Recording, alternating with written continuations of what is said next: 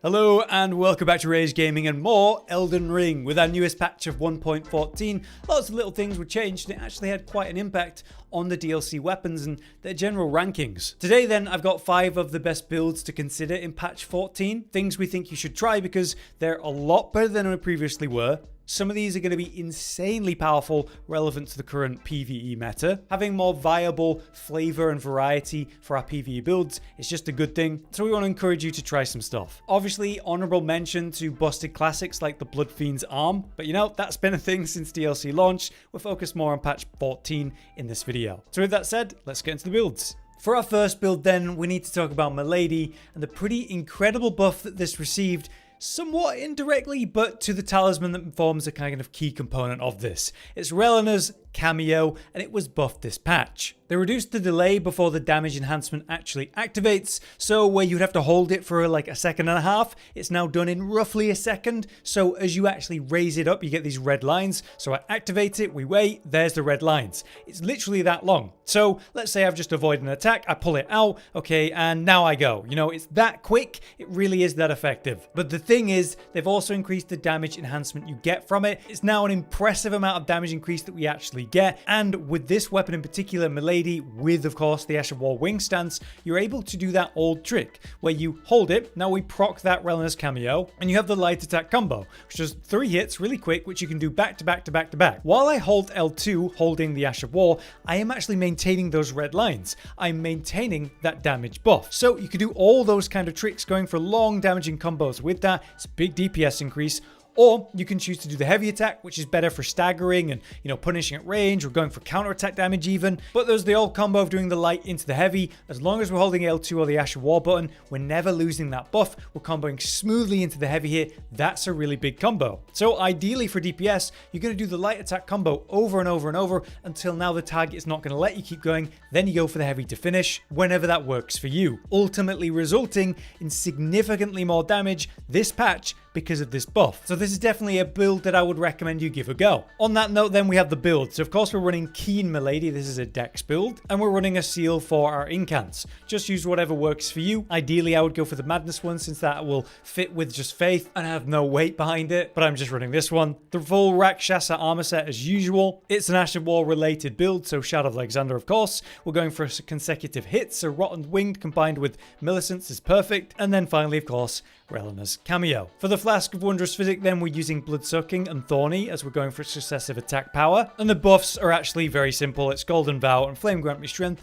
as I'm sure you imagined. Then finally, the stats on screen are what I'm running. 60 Vigor, 15 Mind, 25 Endurance, minimal Strength. We max out Dexterity up to 80. Just keep in mind you get 5 from one of your talismans, and 25 faith. I would work in more mind if anything here. Maybe you drop a bit of dexterity or vigor for that, just so you can do the combo more and more. But to be honest, in a boss fight, you can't just free throw it. You have to use the FP flask at some point, and I find that it's fine. But overall, this makes for an incredibly effective playstyle, significantly stronger in terms of output. It was already great just for the specific heavy leap, thrust, stagger break, counterattack damage and all that. Getting to combo the light a lot more and that being a much more relevant DPS combo, it just feels really good. So yeah, strongly recommend this one, but it's not the only light greatsword I want to talk about. Next up then for patch 0.14, we obviously have to talk about the Rellanas twinblades, which are absolutely insane because of 3 major buffs they've had this patch. 2 key component ones to the swords themselves, and then obviously a key component to any stance-based build at this stage.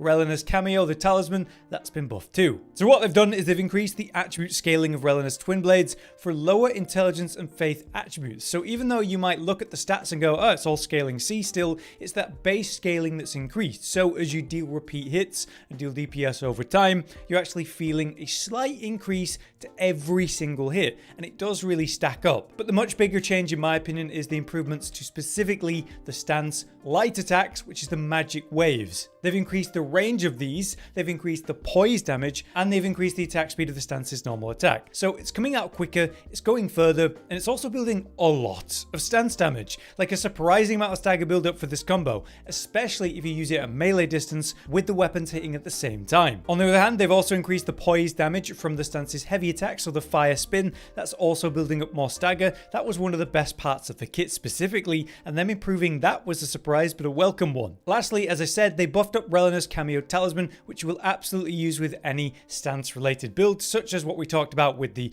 wing stance. And as I've explained, they reduced the delay before the actual damage enhancement activates, and they've increased the damage enhancement itself. It's proccing pretty much the moment you're going to use it. You just delay for half a moment after activating it and you're good to go. As a result, we have a really reliable playstyle. The magic waves are going further shore and you're able to get them out quicker, meaning you're able to do like the first 2 swings and stop and roll, but also do it at point blank for shockingly good stagger buildup for both fantastic DPS as well as the stagger itself, the control in the fight. That around using the fire whenever you're given that kind of briefer DPS window. Having said all that, the basic moveset of these weapons is cool with good range, thrust style attacks, and a better build-up of DPS since this buff, but I think most of this weapon's power still comes down to its weapon art, which is now very comparable to, say, the Sword of Night and Flame, which is a similar concept. So they're much more competitive, and that is really nice to see. In terms of the build we recommend then, obviously you're going to be using the weapons, and then an offhand seal. One that weighs nothing would be better than a giant seal, to be honest. The full rakshasa set to increase your damage, even though it doesn't give you as much protection as other armor sets. Talisman's pretty straightforward. We have Shadow of Alexander. We go for Rotted Winged Sword Insignia for the max successive attack build-up. We are spamming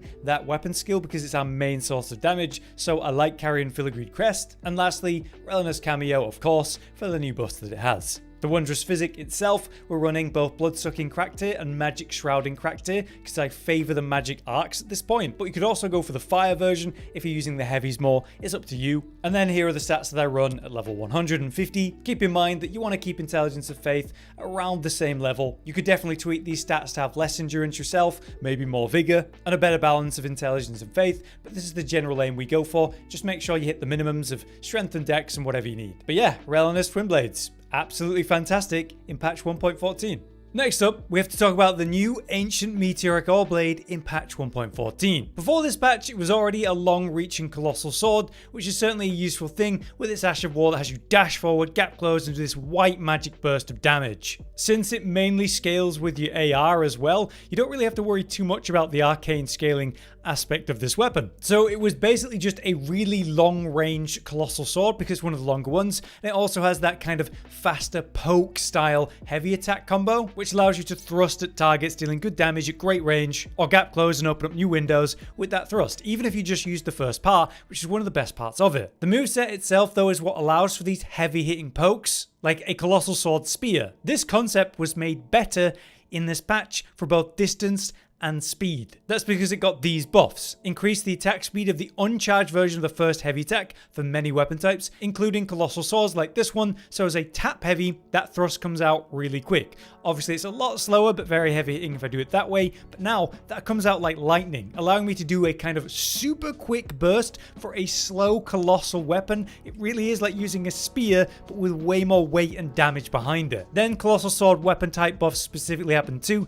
They improve the move distance you get when attacking, so you move towards a target ever so slightly, which helps you stay on the target a little bit better. But then they've also increased the speed of the first normal attack, so that first one comes out a lot quicker. So between the quick little light attack or the quick heavy attack, which I'm probably going to use most of with that weapon type and moveset, it's just a much more reliable colossal sword, one of the most reliable because of these changes. Combined with the fantastic long-range thrust and burst explosion with that weapon art white light charge, it just opens up new punish windows for this weapon type that otherwise just aren't the same with other colossal swords. Yeah, like the spear of the colossal swords as I said, and for that purpose, I just find it's really good, and now I think one of the best colossal swords in the game, not just the DLC in general. For the build though, we do of course have the weapon fully upgraded, and then just a seal for some quick basic incants. I go for Frenzied Flame because it costs nothing, it weighs nothing, but we're just using that for the usual Flame Grant Me Strength, Golden Vow, the same combo as always. Once again, it's the Rakshasa armor set for the damage increase that provides.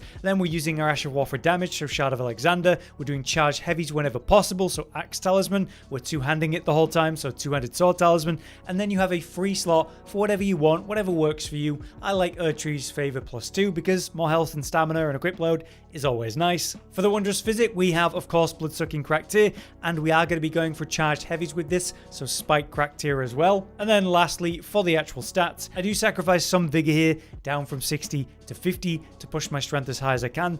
Ideally we'd be pushing to 66 strength though, so you could rebalance this a little bit, maybe have a little bit less endurance, but you want to make sure you've at least got the bare minimum of 19 arcane so you can use this weapon. So pretty tight stats at 150, but it works well. But yeah, that's the awesome update to the Ancient Meteoric Ore Blade. Let's now move on to our next build for this patch. Next up for an awesome patch 14 build then, we have the dryleaf arts, the hand-to-hand weapon here. These have been buffed in some key ways, so running a dex version focused on breaking stance and using fast heavies. The reason that I lean on this more than say the footwork, which I prefer conceptually, especially with those funny legs that actually enhance the damage, it's hard to get away from the specific buffs that hit this and the heavy attack combo. To explain that, what they've done is they've increased the attack speed of the uncharged version of many first heavy attacks for different weapon types, and that includes hand-to-hand. And in particular with the dryleaf arts, that's incredible because as I tap heavy, we get not one, but two ultra quick heavy attacks out. This combines perfectly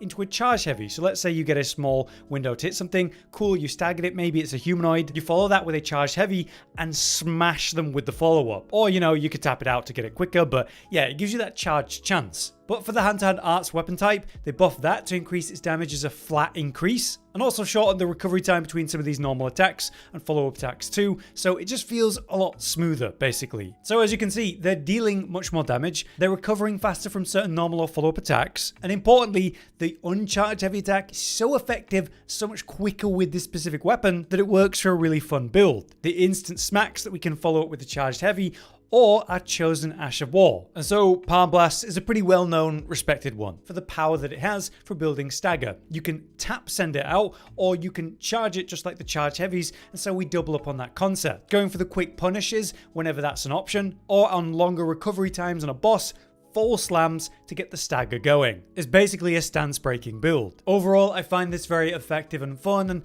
yeah, just a really unique playstyle. If you are interested then, here's just a quick build. We are running Keen, so Dex for the Dryleaf Arts. Just any seal will do, but of course the Frenzied Flame seal weighs nothing, so it's always a good option. This is, as usual, for the 2 incantations, Golden Vow, Flame Grant Me Strength. Then we have the Rakshasa armor set for the damage increase that provides. We're using an Ash for damage, so Shadow of Alexander. We're doing Charge Heavies, so Axe Talisman. We have the charging spell and skills in the form of the Palm Blast, so Godfrey Icon actually enhances that. And we should be getting some successive hits off, with the quick combos that we have with the tap heavy. So Rotten Wing Sword Insignia just makes sense. Lastly, for the Wondrous Physic, we're of course doing Bloodsucking Crackteer and Thorny Crackteer for successive attack power boosting. But you could also consider the Charged Heavy Increase one, the charge attacks, as a reasonable alternative. For the stats, they are now on screen. Generally though, we're going for 60 Vigor, 20 Mind, 25 Endurance, minimal Strength, as much Dexterity as you can get towards 80, and 25 Faith so we can use those incantations. If you want to push your Dexterity a bit higher, you could drop, say, Vigor and Mind a little bit as just an option. But yeah, that's our stagger heavy hand-to-hand blast build, a very unique playstyle that is certainly working better than ever in patch 1.14. Last up for this video though, the 5th build, we have one more to quickly mention. It's a great option.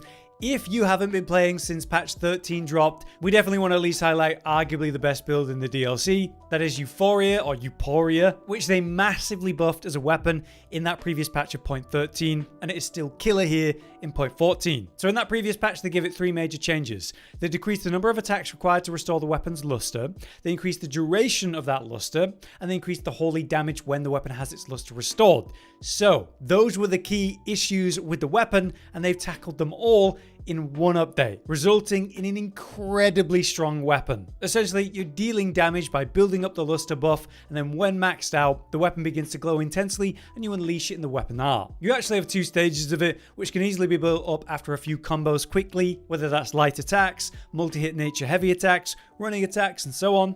And when it's properly stored up though, you'll get this huge amount of holy damage burst out every cast, let alone you'll be enjoying the high physical and holy damage mix as you deal basic attacks to targets. The moveset of Twinblades just leans into this anyway, it feels and looks cool, they have solid range, and very quick attacks to build up the buffs. So with Euporia as the core of the build, we just make that as strong as possible, running Euporia alongside the newly buffed Sword of Light in patch 1.14. It's just a straight sword, which comes with a unique weapon skill that applies a body buff, dealing holy damage when you use it, but more importantly, that body buff applied to you increases your holy damage while it's on. That's exactly what we need. So before any fight, we just pop on the Sword of Light, use the weapon skill, and then just swap it off or even unequip it. In the other hand, we have a suitable holy seal. I have the Erdtree seal because it's just good for faith scaling and there's no weight. For armor, of course, we run the full Rakshasa armor set again, increasing our damage as much as possible. Though here, I was using Leather's armor as a chest piece for fashion purposes. It does actually increase the output of running attacks, which is relevant when you're building the luster buff, but it's probably better to run the full